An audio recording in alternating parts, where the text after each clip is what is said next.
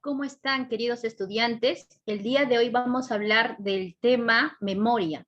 Este tema, chicos, es bastante constante si comparamos a los procesos cognitivos que se pueden venir en el examen, que son pensamiento, percepción y memoria, que son los más típicos. Memoria es el más constante. Podríamos decir que es uno de los temas más constantes en términos generales en el proceso de admisión. Probablemente porque la mayor cantidad de investigaciones acerca de procesos psicológicos justamente tienen que ver con la memoria. Entonces vamos a ver hoy día los aspectos más generales de la memoria. ¿Bien? A ver, veamos. Si atendemos entonces aquí en la pantalla, vamos a ver que, bueno, primero vamos a definir a la memoria como lo haría Alexander Luria, ¿ya? Luria definía la memoria como la impresión, es decir, como el estampado, el registro, el grabado, ¿no? La retención y la reproducción de las huellas que quedan, que en este caso algunos han llamado engramas, de una experiencia anterior. Ya esa es la definición que nos da Alexander Luria sobre lo que es la memoria. Es como un registro que ha dejado en el pasado, por eso dice de una experiencia anterior, ha dejado en el pasado una experiencia y ese registro se va a dar neurológicamente a modo de una huella o engrama, ¿bien?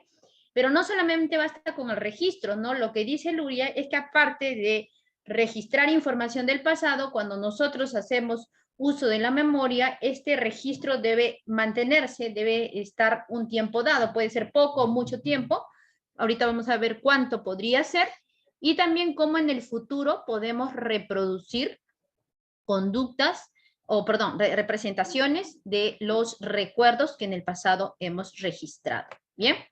Bien, chicos. Ahora, algo importante es que en los exámenes, últimamente, cuando se habla de la definición de la memoria, también se le vincula a aquellas acciones, aquellos 3 momentos que durante la memoria suceden, ¿ya? Esto le vamos a llamar procesos secuenciales.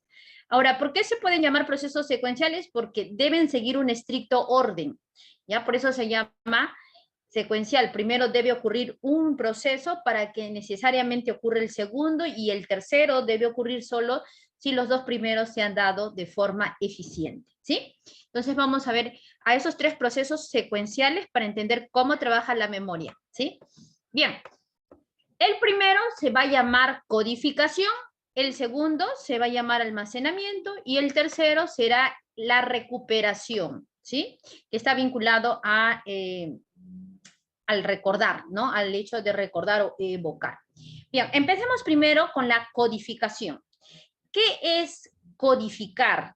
Mira, hay varias formas de definir a este primer proceso. Se dice que en una codificación se van a dar distintas actividades, distintas acciones.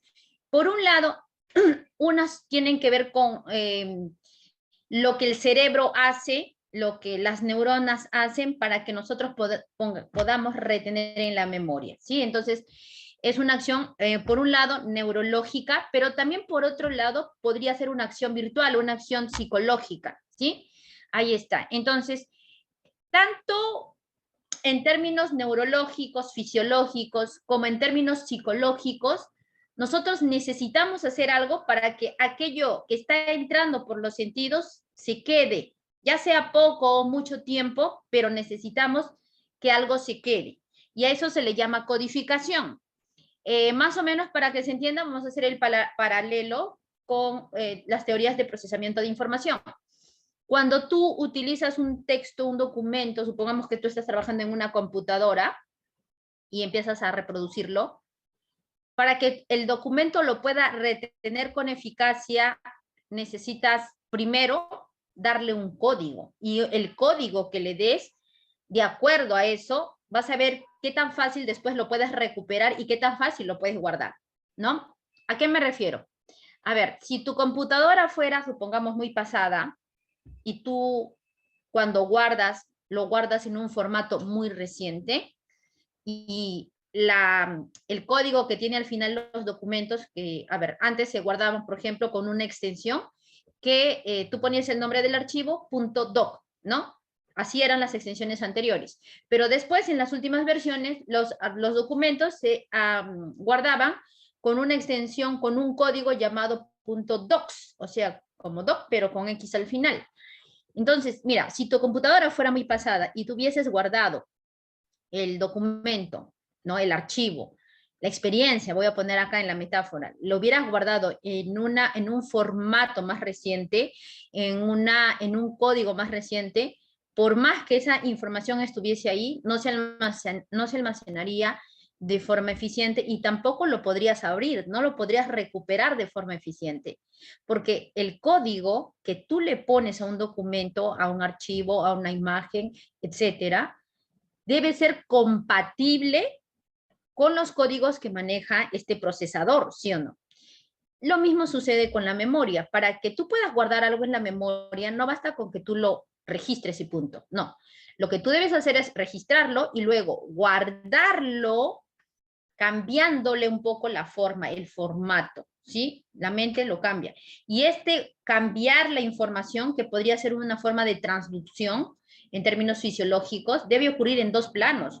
Por un lado, debe haber una codificación neurológica, que es cuando normalmente las sustancias de los neurotransmisores van a tratar de a liberar acetilcolina, y entonces, perdón, de las neuronas van a liberar acetilcolina, y entonces esto va a permitir que durante los procesos de sinapsis se puedan generar tejidos neuronales que luego nos ayuden a recordar, ¿no? Que puedan registrar mejor la información para que se vuelva recuerdos.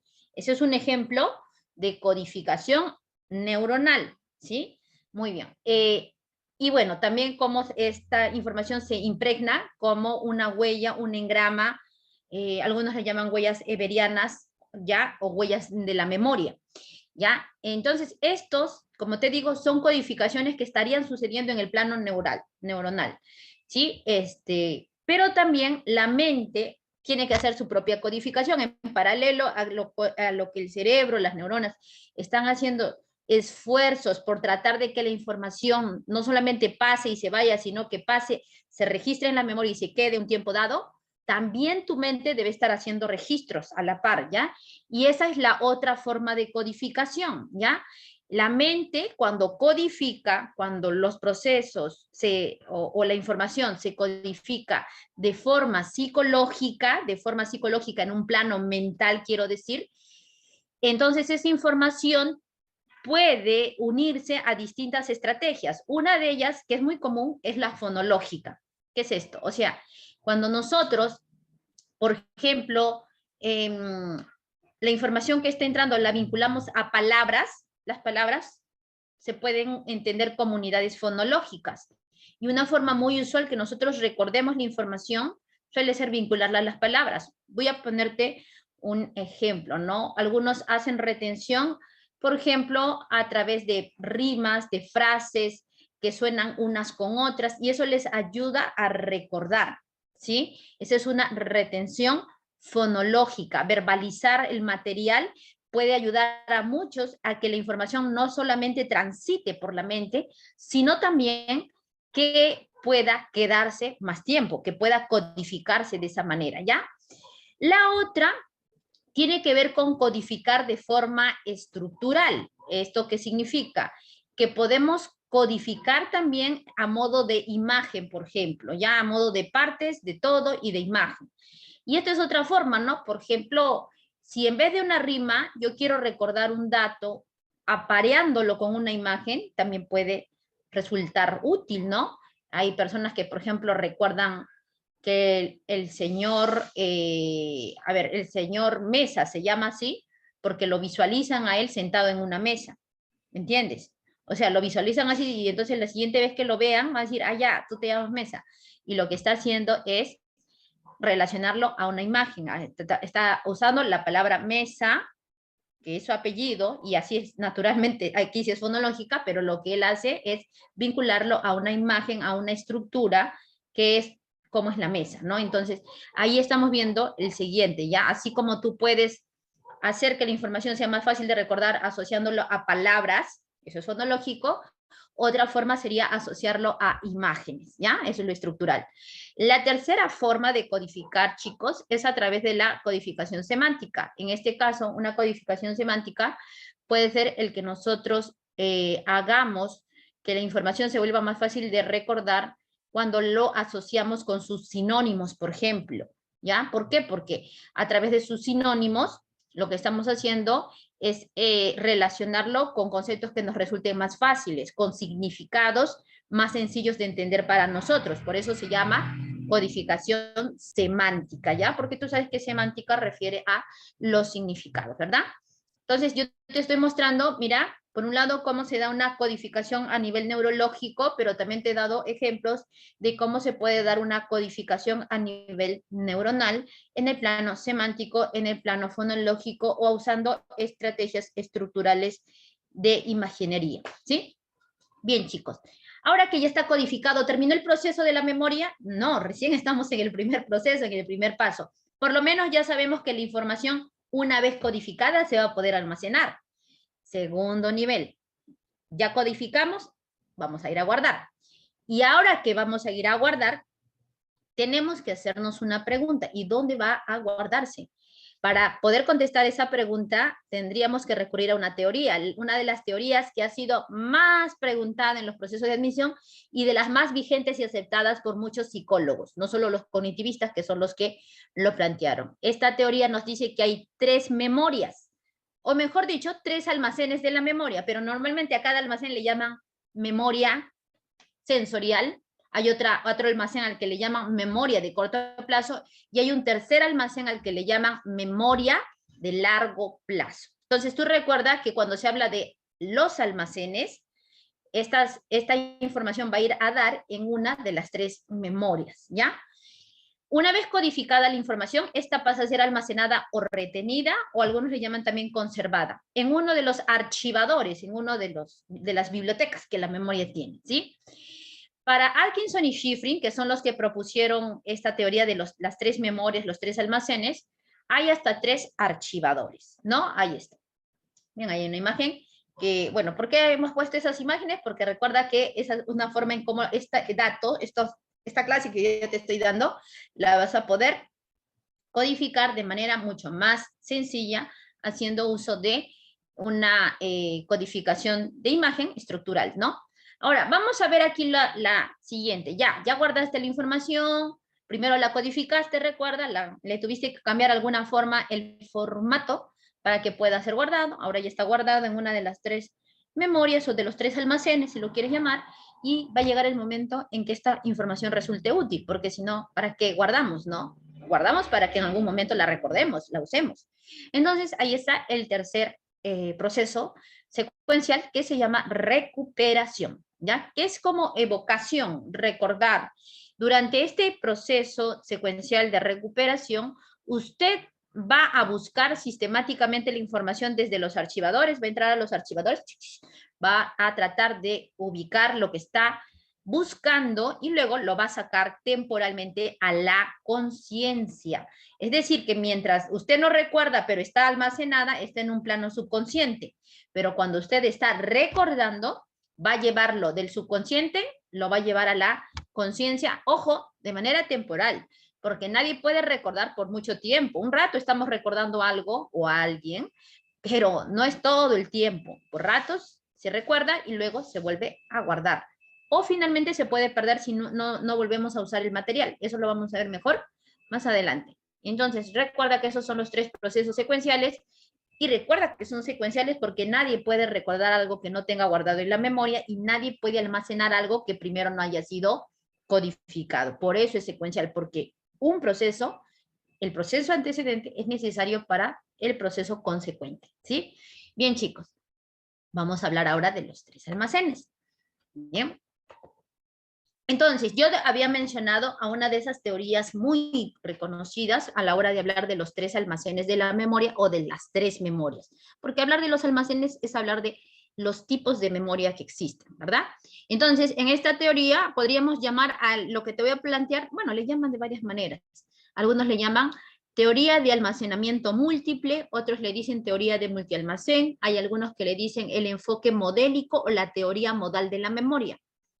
No sé cuál te guste, cuál creas que consideras más. A mí me gusta el nombre multialmacén porque ya nos da la idea de que estos autores no hablaban de un solo almacén, no se habla de un almacén mónico, sino de hasta 3 almacenes, 3 tipos de memoria, ¿no? ¿Y quiénes eran estos autores? Recuerda que esta teoría se formuló más o menos alrededor de los años 70, ¿ya? La primera vez que alguien lo va a plantear es entre 1968 y 1969, pero luego se reformula de manera más, más consciente hasta el 1974. Los nombres de estos investigadores son Atkinson y Shiffrin, ¿ya? Ahí está. Entonces dice, es un modelo de almacenamiento análogo al procesamiento de información. Sí, hay una teoría llamada teoría de procesamiento de información en donde lo que se compara es el trabajo que hace la mente, específicamente los procesos cognitivos, lo van a hacer en relación parecida a cómo lo hacen las computadoras, ¿ya? A cómo lo hacen las computadoras. Esa teoría en la cual el procesamiento de información se parece al de las computadoras, ¿no? El proceso de información mental es similar al de las computadoras, se le conoce como teoría de procesamiento de información. Ya, en esta teoría, bueno, va a haber como una semejanza a la teoría que hoy día te voy a mostrar, que es la teoría de procesamiento de la memoria en términos generales, ¿no? Como te digo, fue propuesta por Atkinson y por Shiffrin alrededor de los años 70, ¿no? Y tiene otros nombres. Bien, ¿en qué consiste esto? Vamos a ver. Primero que nada, la idea es que toda información que entrará a tu memoria entra por un registro sensorial. Sí o sí va a tener que entrar por un registro sensorial. No hay otra manera en cómo puede entrar la información. Tiene que ingresar a través de tus sentidos. Por ejemplo, en este momento tú estás haciendo uso de tus sentidos para registrar la información que yo te estoy dando, ya sea porque estás viendo la diapositiva o porque estás oyendo lo que yo te estoy diciendo. Entonces, cada cosa que se registre en tu memoria, en primer plano, entrará a través de registros sensoriales e irán a parar a un primer almacén llamado memoria sensorial, ¿sí? Entonces, ahí está el primer almacén al que nos vamos a referir como memoria sensorial porque es el que va a tomar a esa información sensorial pura que está entrando, la va a registrar inmediatamente, ¿sí? Ya está. Ahora, algo que te debo decir es que dentro de la memoria sensorial la información no se puede prolongar por mucho tiempo. La naturaleza de este primer almacén es que es bastante breve. Viene, se registra y se sostendrá. Si quiere prolongarse, se prolonga casi al momento, nada más. Y después desaparece. Entonces, aquí por eso dice, el olvido en la memoria sensorial es inmediato si no se hace más que solamente registrarlo de forma sensorial, se va a empezar a desvanecer ahí mismo, chicos. Ya no se va a prolongar más allá de ese momento. Se va a desvanecer y habrá desaparecido probablemente en pocos segundos. ¿Ya? Ahora, pero ¿qué pasa si es que los recuerdos de la memoria sensorial sí pasan por un filtro adecuado? O sea, no solamente se registraron por los sentidos, sino se le hizo algo, se le añadió un código más allá del sensorial. Entonces, si se le añade un código más allá del sensorial, podrá pasar la barrera de la memoria sensorial y podrá durar mucho más pasando un segundo almacén. En este caso, a esta acción que nosotros deberíamos hacer para que pueda durar un poco más que solamente pocos segundos, se le llama atención, ¿sí? Muy bien, entonces si nosotros a lo que sentimos le prestamos atención, esa porción a la que se le va a prestar atención va a ir a un segundo almacén llamada memoria de corto plazo. Ahora, acá sí te voy a aclarar algo. En la memoria de corto plazo, la información está mucho más activa, ¿ya? Está mucho más activa, somos mucho más conscientes de la información. Aquí la información ya empieza a tener significado también, pero no puede haber mucha información en ella. De lo que tú estás capturando sensorialmente, hay un montón de estímulos que podrías capturar en un solo segundo, pero lo que puede entrar a tu memoria de corto plazo son aspectos limitados. Y esto es porque no podemos atender a todo lo que nos rodea. Se puede atender un fragmento, una porción, un porcentaje de lo que nos está rodeando, pero no se puede atender a todo. Recuerda que la atención es selectiva por naturaleza, ¿ya? Entonces, por eso, como la memoria de corto plazo necesita de la atención, no puede registrarse todo lo que ha entrado a memoria sensorial en una memoria de corto plazo. Solamente una fracción de ella entrará acá. Bien, ¿y qué ocurre cuando está en la memoria de corto plazo? Bueno, se mantiene por a través de distintos mecanismos, ¿sí? Pero también no se puede mantener mucho tiempo. La atención sí ayuda a mantenerla más tiempo, ¿no? Pero no demasiado también. Si en la memoria sensorial el desvanecimiento era inmediato y podría haber durado un poco, unos pocos segundos, en la memoria de corto plazo se va a extender un poco más, es cierto, gracias a la atención, pero tampoco no es tanto, más o menos unos 20 segundos, 15 segundos y empieza a desvanecerse también. Ojo, igual ya se le atendió, pero ya no puede durar tanto, ¿no? 20, 15 segundos. Entonces, después de algunos segundos, si no se repasa la información, se pierde. Si solo se atendió y no se repasa la información, se va a perder en unos 10, 15 segundos aproximadamente, 20 segundos aproximadamente. Pero si nosotros estamos repasando la información, por ejemplo, alguien nos ha llamado y nos dice, apunta este código y no tengo dónde apuntar el código, pero me dicen que, no sé, es de 8 cifras, lo que yo voy a hacer es tratar de repetir una y otra vez hasta el momento en que pueda apuntarlo, ¿no? Entonces, el repaso, el repetir información puede ayudarnos a que la información de corto plazo no esté ahí solo unos 10, 20 segundos, sino que pueda alcanzar una mayor extensión. Pero ¿cuánto es esa extensión? Lo cierto es que no tampoco es que puedas prolongar todo el rato la información. Es cierto que cuando repasamos la información puede durar un poco más cuando la repetimos, pero también incluso esta técnica tiene sus limitaciones. Podríamos hacer que la información alcance hasta una durabilidad cerca a la de 1 minuto. Después vamos a estar teniendo problemas para poder seguir recordando. Y entonces es ahí donde tendríamos que ver qué hacer para retenerlo más tiempo. Si encontramos más estrategias para que la información dure más tiempo, entonces habremos llegado a un tercer tipo de almacén, llamada memoria de largo plazo. No se sabe exactamente cuánto puede durar la información en largo plazo, por si acaso. Algunos dicen que va a partir desde los minutos en adelante, otros dicen que es desde las horas en adelante. Lo cierto es que tiene una duración bastante variada en tiempo y bastante variada en tipo de información. En la memoria de largo plazo, la estrategia que nos permite hacer que dure hasta minutos, horas, días, semanas, años, se llama repaso elaborativo. ¿En qué consiste este repaso elaborativo? Es repetir la información, pero a diferencia del repaso de mantenimiento, en que se repite casi tan igual como entró, no digo que es igual, porque ya sabes que hay codificación, pero yo te estoy diciendo que se repite casi tan igual como entró. En el repaso elaborativo lo que hacemos más bien es hacer que la información sea repetida, pero vinculándola con cosas que nosotros manejamos muy comúnmente, que es decir, información nueva se vinculará acá con información que nos resulte familiar y entonces podremos elaborar una estrategia que haga que la información se pueda mantener un poco más.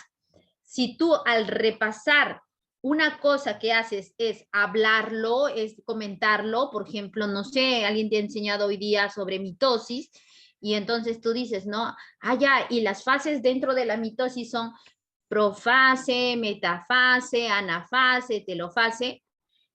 Lo que tú estás haciendo ahorita al comentar la clase, al repetirlo, es ensayarlo.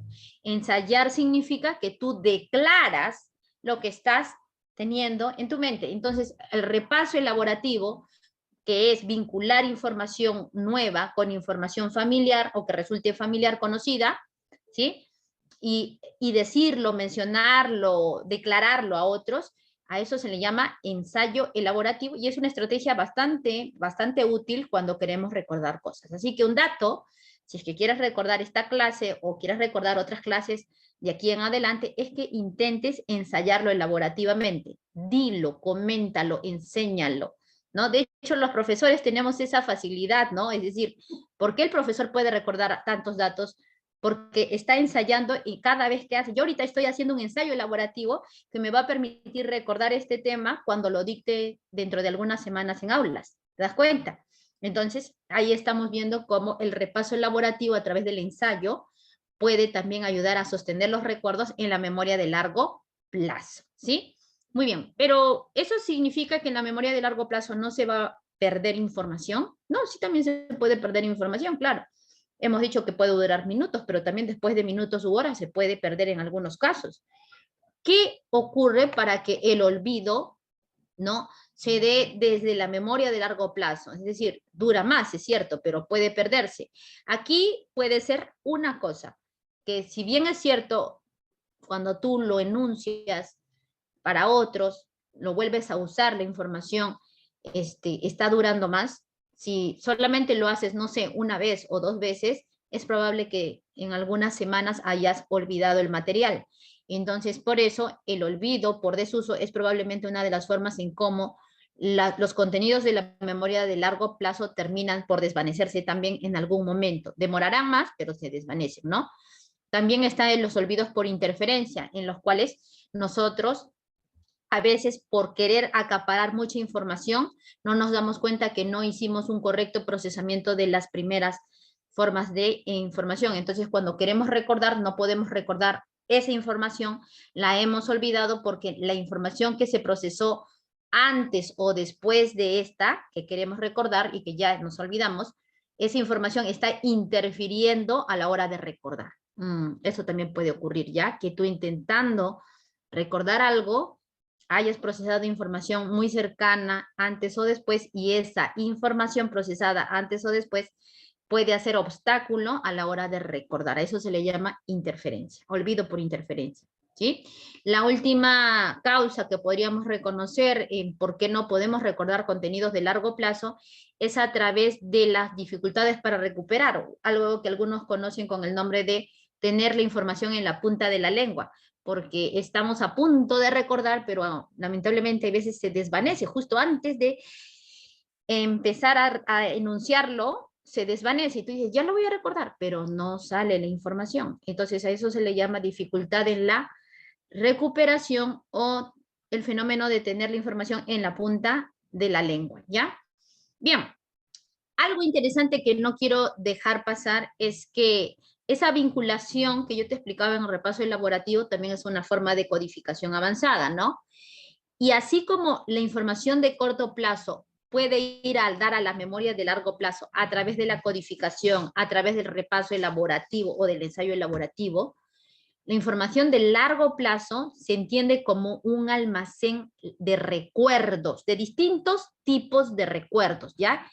Entonces, en esa información de largo plazo, que tiene distintos tipos de recuerdos, los recuerdos están en un estado latente, o sea, están ahí, pero están como guardados, inactivos, ¿no? Están durmiendo, como quien dice. Ahora, cuando tú quieres recordar, vas a activarlos. Y como yo te dije cuando hablaba de memoria de corto plazo, activar los recuerdos, ¿ya? Activar los recuerdos es hacer que lo que está en memoria de largo plazo dormido se vaya a activar y temporalmente vaya a la memoria de corto plazo. ¿Ya? Entonces recuerda que nosotros podemos hacer que la información de largo plazo, un pedacito de ella, porque es mucha, se vaya a ir temporalmente a la memoria de corto plazo mientras está siendo recordada, ¿ya? Mientras está siendo recordada. Entonces la recuperación es una estrategia que ayudará a mover la información que está en largo plazo, un pedazo de ella, a la memoria de corto plazo, de forma temporal, como ya lo sabes, ¿sí? Ahora, si yo estoy sacando información de largo plazo, ¿ya? Mi memoria de corto plazo, está sacando información de largo plazo para, no sé, resolver un problema, realizar alguna tarea, etcétera, etcétera. Hay veces pasa, ¿no? Por ejemplo, yo estoy viendo en el examen que me han preguntado una fórmula que estudié hace 2 días. Tengo que sacarla de largo plazo, temporalmente, llevarla a corto plazo para poder resolver mi problema, para poder resolver mi ejercicio, y para eso tengo que activarlo, debo llevarlo a corto plazo por un rato, ¿verdad? Cuando nosotros usamos esa estrategia, es decir, sacamos recuerdos de largo plazo para transferirlos temporalmente a corto plazo y usarlos en la aplicación de una tarea, resolución de un problema, a esa forma de memoria de corto plazo se le llama memoria de trabajo, ¿ya? Algunos dicen que son sinónimos, memoria de corto plazo y memoria de trabajo.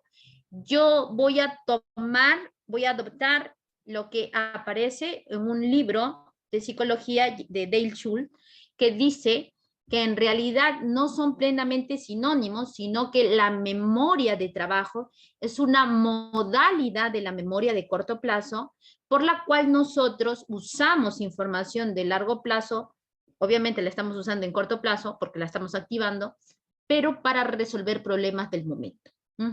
Entonces, eso significa que la memoria de trabajo se vincula no solamente al proceso de recordar o al proceso de usar dentro de la mente información, sino también que se puede vincular al pensamiento, incluso a la imaginación lo podríamos vincular, ¿ya?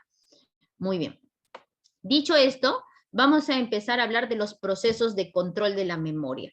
Y tú dirás, ¿y qué cosas son los procesos de control de la memoria? Bien, si te estás preguntando esto, te voy a mencionar que los procesos de control de la memoria se refieren a aquellas acciones que nuestra mente realiza para transferir la información de un almacén a otro. Yo ya te he hablado de varios procesos, ¿no? La codificación por ensayo, elaborativo, el repaso, la atención, son acciones, son mecanismos que ayudarán a que la información se pueda mover de un almacén a otro, ¿sí? Entonces vamos a ver aquí cuáles son esos procesos de control.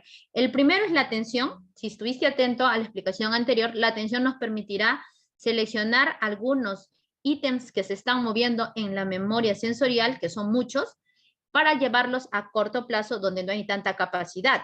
Entonces, transfiere información sensorial a corto plazo a través de la percepción. Es decir, que lo que es sensorial, al darle tu toque de atención, va a pasar a un plano perceptual de forma temporal, ¿sí? El siguiente proceso de control o actividad que resulta útil para poder transferir información será la organización, es decir, el cómo la información se puede agrupar, ordenar, también es una estrategia para poderla retener mejor. Ordena la información que se encuentra en la memoria de trabajo. Recuerda que la memoria de trabajo es la memoria de corto plazo, pero en su modalidad en la cual te permite la ejecución de una tarea, ¿ya? Para la realización de alguna tarea, ¿no? Siguiente, el repaso de mantenimiento. Es un proceso de control por el cual la persona repite la información, pero la repite de forma superficial, es decir, la repite incluso cuando no necesariamente está intentando entenderla, simplemente el repasarla hasta de forma mecánica podría ser considerado un repaso de mantenimiento, ¿sí? Esta estrategia sirve para que la información se mueva de corto plazo a casi largo plazo, es decir, para que lo extienda por lo menos un poco más, ¿no? Para prolongarla brevemente, disculpen. Bien, siguiente, el ensayo o repaso elaborativo. Este proceso de control es uno de los procesos que yo te podría decir son más exitosos para que nuestra información pueda mantenerse un poco más de tiempo, puede durar, por ejemplo, horas, días, semanas, años, en algunos casos. Consiste en repetir la información, pero de forma significativa, es decir, de forma en que se pueda entender y además vinculándola con los conceptos que ya nos resulten familiares. Información nueva, vincularla con conceptos que resulten más familiares, más manejables, más conocidos, ¿no? Si se habla del contenido, ensayo tiene mayor efectividad. Es decir, si se declara, si se habla de ello, va a tener una mayor efectividad en tu prolongación dentro de tu memoria de largo plazo, ¿ya? Porque lo vas a estar reusando, recuerda. Y bueno, otro proceso que hemos visto es el proceso de control de la recuperación, que hará que la información, un poco de ella, salga de largo plazo y pueda ser transferida y usada en la memoria de corto plazo, ¿no? Por lo tanto, con este proceso de control se reactualiza información transfiriéndola de largo a corto plazo, temporalmente, ¿no? Temporalmente, ¿bien? Mientras se está usando. Ahora te voy a mostrar un gráfico de las 3 memorias y sus 3 características resumen que estuve dándote hace rato, ¿ya? Esto te va a ayudar a que quede un poco más clara la idea, ¿bien? Mira la imagen, por favor. Aquí mira la imagen, es la imagen de una persona y cuando nosotros hacemos ingreso de información sensorial, que es recuerda que el registro sensorial es el primer almacén donde va a ir a dar toda la información, primero, va a registrarse y se va a codificar, creo que lo había dicho hace rato, se va a codificar de forma neurológica. Acá estamos viendo, por ejemplo, cómo se está registrando esa información sensorialmente a través de los diversos engramas, sobre todo a través de el lóbulo occipital, el lóbulo temporal. Para nosotros, los registros sensoriales temporales son importantes porque son los registros de olfato, que por nuestros ancestros fue tan importante en el registro de la memoria, sobre todo la memoria afectiva, ¿ya? Y también los registros de audición, ¿ya? Entonces, si bien es cierto, este registro sensorial se puede dar en el lóbulo parietal, en el lóbulo occipital. Uno de los lóbulos donde mayor registro sensorial se da es en el lóbulo temporal, ¿sí? Muy bien. Entonces, este registro sensorial, recuerda, se va a dar a través de la realización de engramas, que es aquí los engramas están apareciendo como unos puntos medio rojos, medio rosados, no sé cómo lo estará viendo tu dispositivo ahorita, ¿ya? Dentro del cerebro.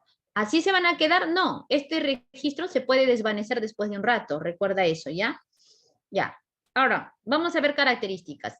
En la memoria sensorial, en el registro sensorial, la información acá se va a registrar tal cual llega a los receptores.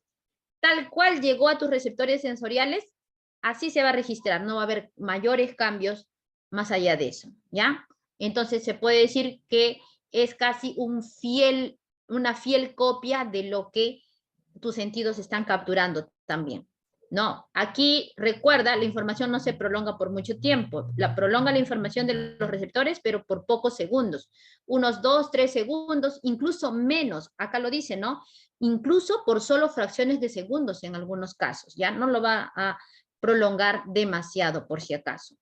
Bien, otra cosa es que este registro sensorial selecciona rasgos para un reconocimiento posterior. La información que llega acá no es abstracta, es decir, no se entiende, la información no se entiende como mental. Tú no lo vas a sentir como algo mental, sino lo vas a sentir como si de verdad estuvieras capturándolo sensorialmente todavía. En realidad lo que puedes estar sintiendo es un registro que se ha quedado, ¿no? Pero la mente lo procesa como si de verdad todavía lo estuviese sintiendo por un segundo más, por 2 segundos más. A ver, voy a darte una explicación sobre lo que estoy diciendo, ¿ya? Como te digo, en la memoria sensorial la información puede ser tan fiel que esa prolongación que hace breve es como si de verdad no fuera un recuerdo, no fuera abstracto.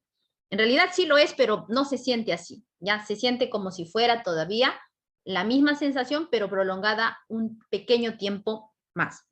Y un ejemplo podría ser el hecho,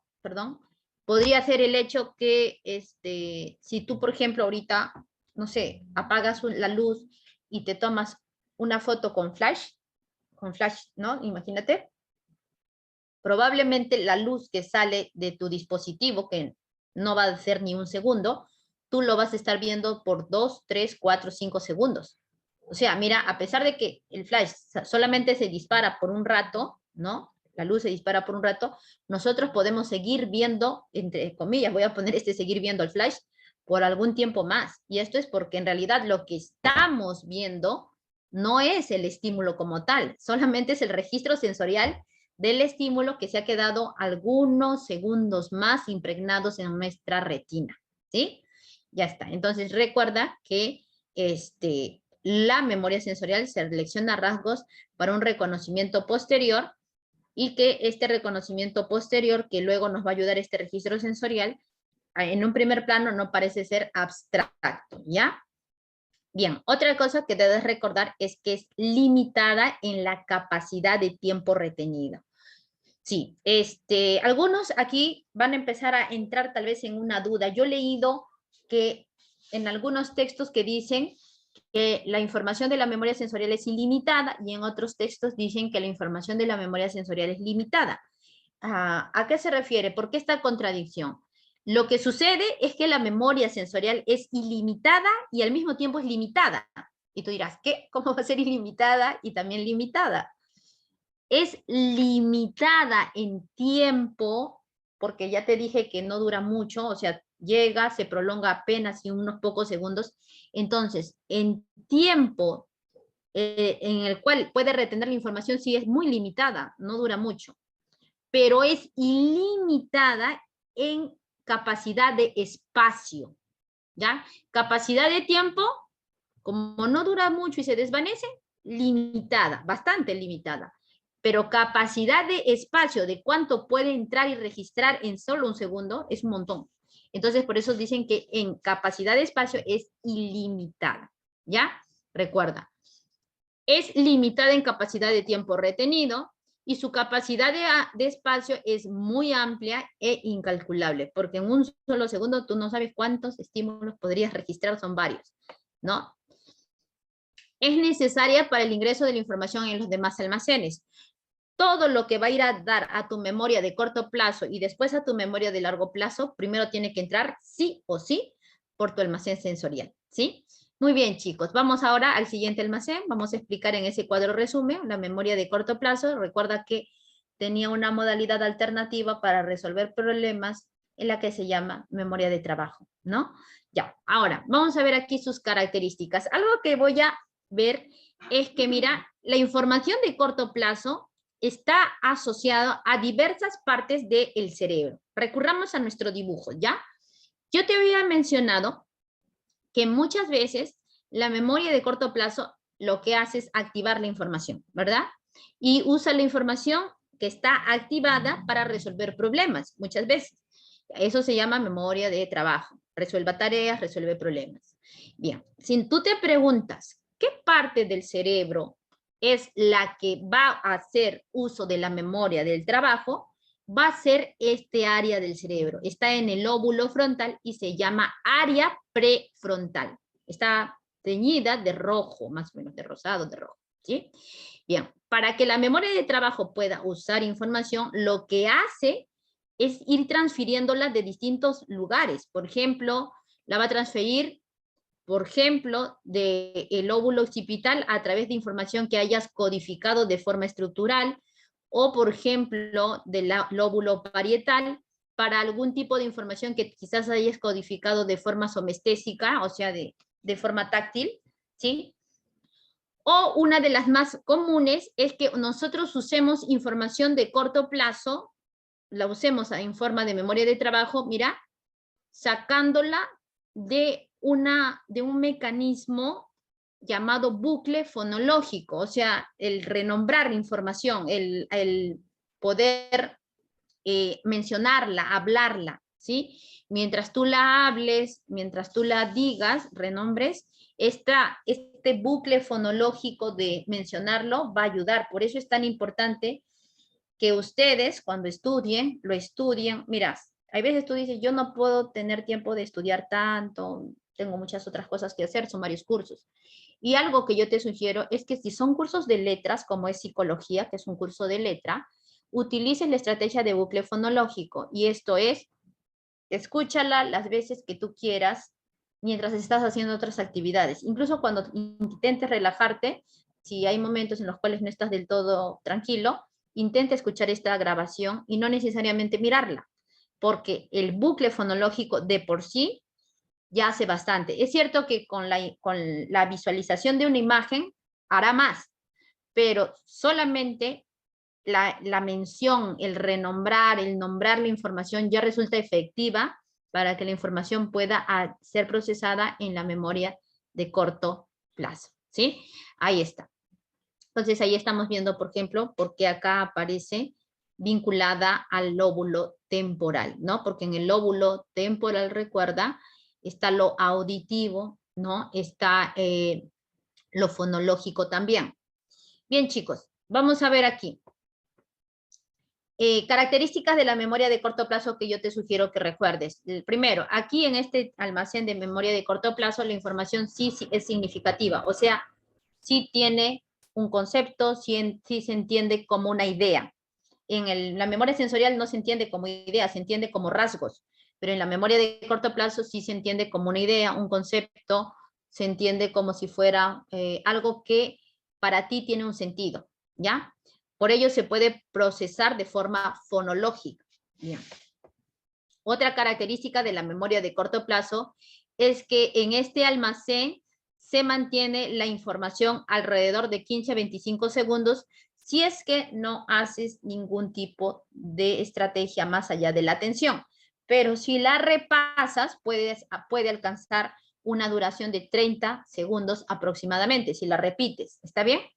Y si haces otras estrategias, incluso podría durar casi 1 minuto, ¿bien? Otra característica que vamos a notar es que, según George Miller, esta memoria es la que tiene menor capacidad de espacio. O sea, si comparas a la memoria sensorial y a la memoria de largo plazo, que tienen una amplia capacidad de espacio, vuelvo a decirlo, ¿ya? Despacio porque ya te dije que en otro sentido la memoria sensorial es limitada en el sentido de durabilidad, pero en términos de espacio, la memoria sensorial es casi tan amplia como la memoria de largo plazo. En cambio, la memoria de corto plazo, que es la que está en medio, es como un cuello de botella. O sea, ¿a qué me refiero? Mucha información entra de acá, pero acá va, como no se pueden procesar muchos estímulos, se va a procesar una cantidad limitada. ¿Y cuánto es ese límite? Bueno, se han hecho estudios y uno de los estudios que hasta hoy día tiene bastante peso es la teoría de George Miller. Él dice que en la memoria de corto plazo se pueden manejar alrededor de 7 datos, de 7 ítems, de 7 paquetes de información, ¿sí? Más o menos, alrededor de 7 datos, 7 ítems, más menos 2. Es decir, que el rango promedio, cuando se han hecho estudios, es que la gente retiene en su memoria de corto plazo 5 datos, 6 datos, 7, 8, 9 datos. Por eso dicen que el promedio es 7 más menos 2. Así que para George Miller, 7 es como el número más usual, es el número de ítem moda más usual, ¿sí? Y a él le llama eso el número mágico de la memoria de corto plazo, ¿ya? En estos 7 más 2, 7 más menos 2 ítems, ¿no? Se pueden retener 5 imágenes, 5 segmentos, 5 nombres, o también 9, ¿no? Hasta 9 en promedio, ¿ya? Otra característica de la memoria de corto plazo es que, como te digo, con ella podemos sacar información de largo plazo para resolver algún tipo de tarea, algún tipo de problema, y a esto se le llama la memoria de trabajo. Esta memoria de trabajo es necesaria para el aprendizaje y para la inteligencia. Lo que hace la memoria de trabajo es tomar lo aprendido, tomar lo que está en largo plazo para usarlo en situaciones, problemas o en algún tipo de tarea específica, ¿sí? Ahí está. Y finalmente, la memoria de corto plazo busca elegir y usar la información de los almacenes de largo plazo para la ejecución de alguna tarea, ¿no? Bueno, esto está vinculado al concepto de memoria de trabajo, estos dos de acá, ¿ya?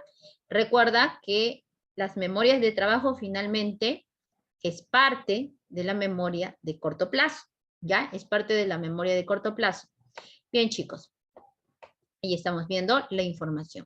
Ahora, vamos a describir a la memoria de largo plazo, que sería el tercer y último almacén que Atkinson y Shiffrin nos dicen, ¿no? En esta memoria de largo plazo, la información se representa como conocimientos, ¿no? Entonces, algo importante es que en esta memoria de largo plazo, el almacenamiento o es permanente, o sea, va a durar para el resto de la vida del ser humano que la procesa, o será muy duradero. Puede durar muchos años, o muchos meses, o semanas, ¿sí? La representación de los conocimientos en la memoria de largo plazo, recuerda que cuando pongas MLP, memoria de largo plazo, MSP, memoria de corto plazo. MS normalmente hace referencia a memoria sensorial. ¿Ya? Entonces acá dice, la representación de los conocimientos en la memoria de largo plazo va a depender de la frecuencia, cuántas veces lo repetiste en un tiempo determinado, y de la contigüidad. ¿Qué significa esto? Tiene más éxito que tú repitas la información ni bien la acabas de oír, a que la repitas una semana después de haberla oído. Tip para tus sesiones de estudio, ¿ah? No esperes un día antes de tu evaluación o un día domingo para estudiar lo que se te está enseñando.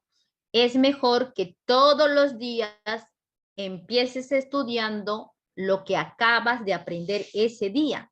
O sea, si hoy día estás viendo el video del tema memoria, hoy día mismo tienes que empezar a estudiar esto, ¿ya?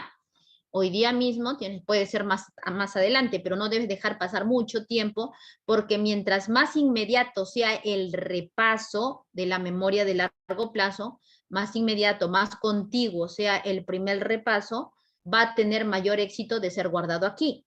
Y mientras más veces lo hagas en un periodo de tiempo, más repasos hagas en un periodo de tiempo, también va a haber más éxito en este almacenamiento dentro de la memoria de largo plazo. ¿Sí? Bien. Siguiente tip o siguiente característica. El tiempo de retención en la memoria de largo plazo es extenso, pero al mismo tiempo indefinido. No se puede decir exactamente cuánto tiempo durará. Sabemos que dura mucho tiempo dentro de ella, pero no podríamos predecir exactamente cuánto durará, porque en algunos casos se prolonga por horas y en otros casos se prolonga por años. Dependerá en todo caso de cuántas estrategias podamos emplear, que también organicemos la información, cuánto podamos codificar esa información con mucho éxito y, como hemos dicho, qué tan continuo y frecuente lo hacemos, ¿sí? Tiempo indefinido porque depende del proceso empleado. Bien, ahí está. Siguiente, su capacidad de espacio es muy amplia e incalculable, ¿sí? Bueno, creo que habíamos dicho eso, ¿no? Los almacenes sensorial y de largo plazo son de una amplia capacidad. La única que tiene límites en términos de espacio es la memoria de corto plazo de 7 más menos 2. En cambio, la de largo plazo es de capacidad ilimitada e incalculable. Ahí estamos haciendo una analogía con la nube, ¿no? Porque la nube es donde se guarda mucha información, ¿sí? Ahí está.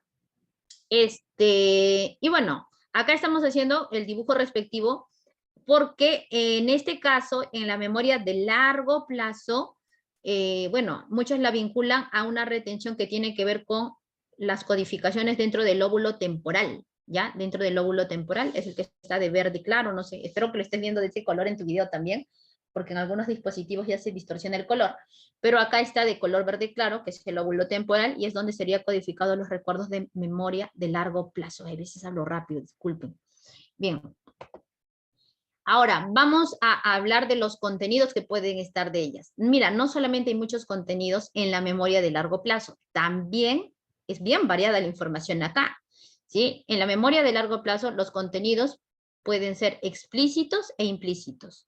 ¿Qué es esto? O sea, un contenido explícito es un contenido que en tu memoria tú podrías verbalizar y recordar con claridad en tu conciencia. ¿Ya? Mientras que un contenido implícito es un recuerdo que no necesitas recordar con claridad para poderla usar, ¿sí? Entonces, recuerda, implícito no se recuerda con claridad en la conciencia, no necesita de recordarse tampoco para ello, con claridad en la conciencia y se puede usar, mientras que el contenido explícito, sí, normalmente se declara, normalmente se habla, se nombra, para poderla retroalimentar o recordar, ¿sí? Ahora, como hemos mencionado, dentro de la memoria de largo plazo se almacenan diversos tipos de información.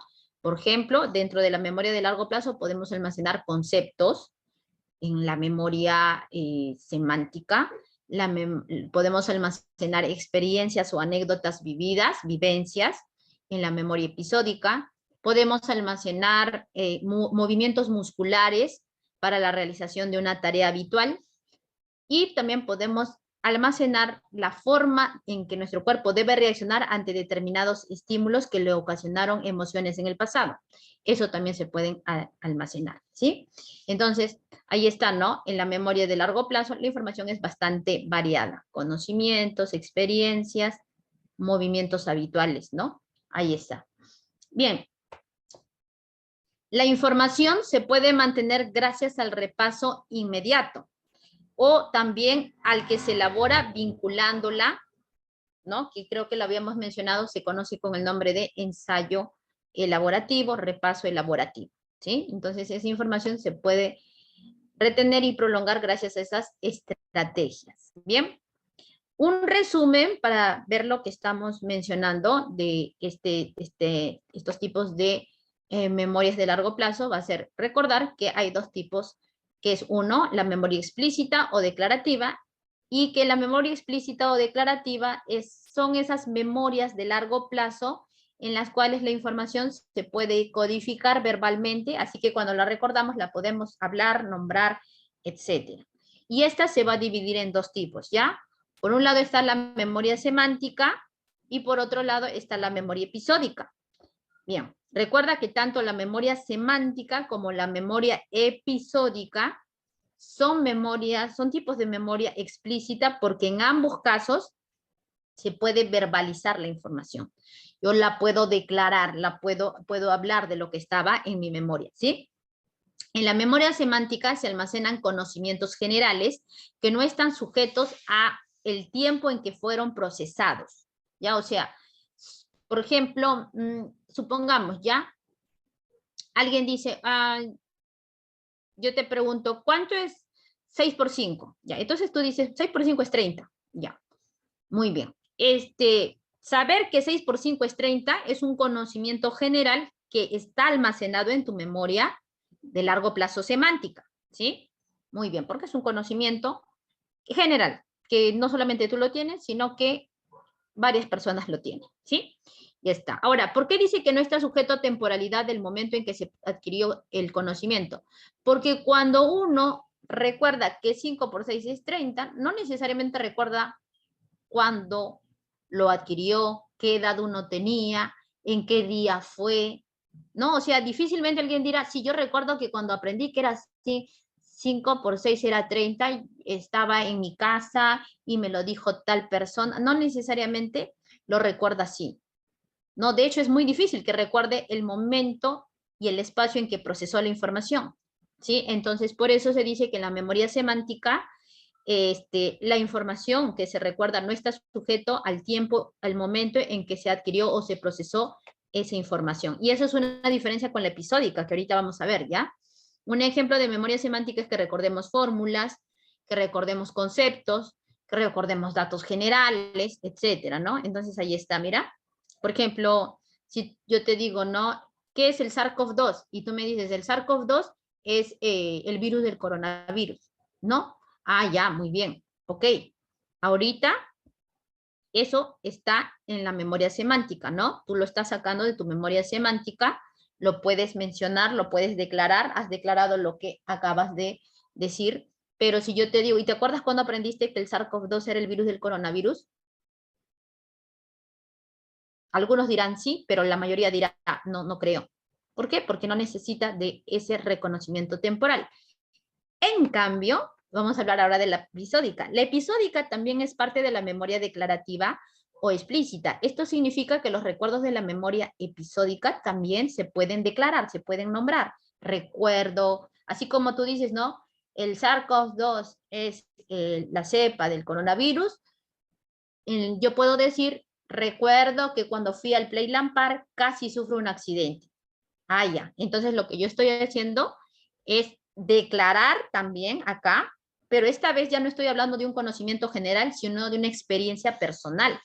En la memoria episódica, a diferencia de la memoria semántica, en donde los conocimientos eran generales, acá se almacenan hechos personales, o sea que es un tipo de conocimiento también, pero que probablemente solo pocas personas lo van a conocer, tú y los que lo vivieron dentro de ese evento, ¿me entiendes?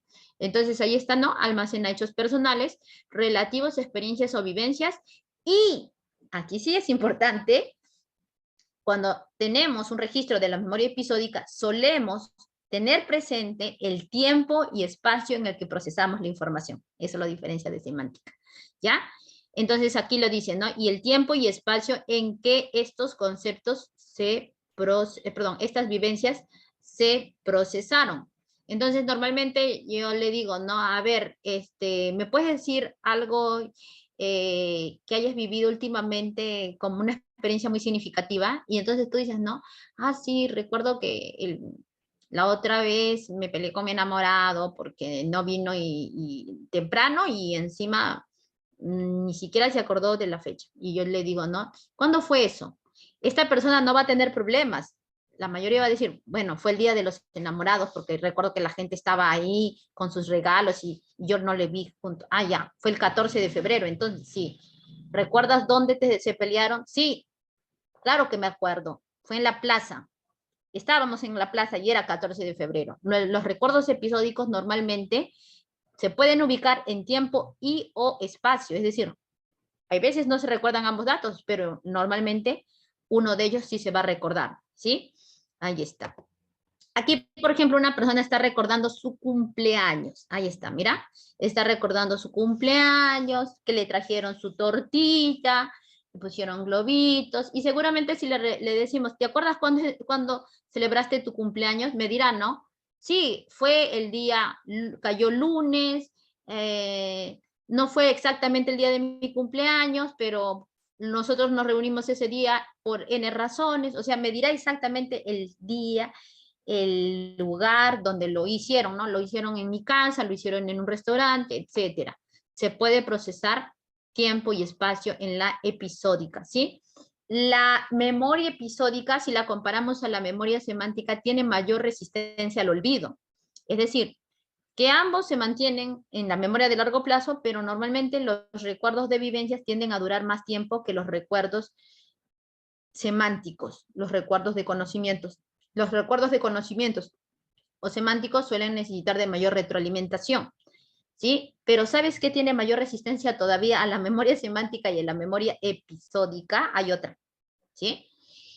Y en este caso es la memoria implícita o no declarativa, sobre todo la memoria procesal. Un caso muy curioso que hemos visto en patologías de la memoria es que hay veces cuando hay amnesias de memorias episódicas y semánticas, y hay veces no hay de memorias procedimentales, ¿no? Y eso es una cosa bastante interesante. La memoria procedimental es una de las más resistentes al olvido. Y como te digo, ¿no? A veces algunos recuerdos episódicos tienden a tener una mayor resistencia que los semánticos, pero también han habido casos en los cuales una persona ha tenido amnesia episódica y ha conservado todavía significados que procesó en paralelo a esas experiencias, ¿ya? Es decir, ha conservado ciertos conceptos. Entonces, parece esta demostración de que hay veces cuando llegan las amnesias, parece que solamente algunos almacenes se perjudican, algunos tipos de memoria de largo plazo se perjudican y otros no, apoyan, respaldan a la idea de que las memorias de largo plazo pueden trabajar de forma independiente una de otra, ¿sí? Ese es un dato que te quería alcanzar. Recuerda que entre estas, la que tiene una mayor resistencia al olvido, es decir, que es más difícil de olvidar, más resistente al tiempo, es la memoria procedimental, la cual no necesita verbalizarse como sus antecesoras, ¿ya? Por eso es parte de la memoria no verbal, implícita o no declarativa, ¿ya? Entonces vamos a ver ahí eso. Un ratito, disculpen. Ya. Entonces dice, almacena una secuencia de movimientos musculares controlables que emitimos inconscientemente de forma habitual, ¿ya? Ahí estamos viendo, por ejemplo, en la memoria procesal, una persona que está recordando lo que es está recordando, su cuerpo está recordando los movimientos que debe hacer para poder pedalear, para poder montar una bicicleta. Solamente te voy a hacer una pregunta. Si sabes montar bicicletas, ¿acaso necesitas recordar claramente cómo hacer eso para que recién estés montando bicicleta, o tu cuerpo lo hace de manera automática y sin necesidad de declararlo, de estar pensando en eso? Creo que es clara la respuesta. Por eso es parte de la memoria implícita o no verbal, ¿ya? Recuerda que lo que almacena la memoria procedimental es una secuencia de movimientos musculares que los hemos repetido tantas veces que ya se volvieron hábitos, ¿sí? Y lo último es la memoria emotiva. Algo que debemos recordar es que la memoria emotiva es una memoria no verbal, es decir, es una memoria que no requiere de verbalizarse para poder recordarse. A diferencia de la episódica, porque muchas veces puedes confundir emotiva y episódica, recuerda que la emotiva tú no la necesitas verbalizar para recordarlo. ¿Qué es lo que se almacena en una memoria emotiva? Almacena las respuestas emocionales aprendidas frente a diversos estímulos. Hacen posibles el condicionamiento clásico. Por ejemplo, una persona ve una rata o un ratón y de pronto se asusta, ¿no? Aquí la pregunta es, ¿por qué un animal tan pequeño lo podría asustar? Es probable que en el pasado ha habido una rata y se ha vinculado tal vez, no sé, al grito de los adultos, al miedo de los adultos, y eso hace que ahora cuando lo vea, él por esa asociación que hizo en el pasado, su cuerpo reaccione de una manera similar. Esto se llama condicionamiento clásico. Los condicionamientos clásicos ayudan a aprender emocionalmente a reaccionar ante ciertos estímulos. Y la memoria emotiva justamente es esa base en la cual nosotros podemos no retener la experiencia como tal. Recuerda que eso es episódico. Lo que se retiene acá es la forma de reaccionar fisiológicamente a un estímulo que en el pasado se vinculó a una reacción emocional, ¿sí? Entonces, ahí estamos viendo un caso, ¿no? Por ejemplo, si en el colegio donde yo iba, no sé, me hacían bullying, cada vez que pase por el colegio, tal vez mi piel se tensa. Eso que mi piel se tensa, ¿no? Va a ser parte de la memoria emotiva, porque me está generando una reacción emocional que en el pasado obviamente generó una asociación de estímulos, ¿no? Que es el colegio con el bullying, ¿sí? A diferencia de pronto de si yo dijera, ¿no? A ver, recuerdo que cuando era niña, una vez yo estaba dentro del colegio y a mí mis compañeros me hicieron bullying y era la tarde. O sea, si yo estoy haciendo eso, yo estoy declarando el recuerdo y eso sí sería episódico, que fíjate cuál es la diferencia con el emotivo. En el otro no es declarar, no es narrar, ya no es narrar el suceso. En la memoria emotiva es simplemente que tú estás frente a un estímulo que en el pasado te generó emoción y ahora eso te hace reaccionar. En la memoria episódica más bien es cómo tú narras, cómo tú declaras, por eso es parte de la memoria declarativa, alguna experiencia vivida en el pasado y además sueles recurrir a decir en qué tiempo y lugar se sucedió el hecho, el acontecimiento que viviste, la experiencia que viviste, ¿ya? Bien, chicos, hasta aquí sería este tema. Vamos a estar pendientes porque ahorita vamos a traer lo que sería la segunda parte del video, que será el solucionario de las 6 preguntas de la práctica dirigida.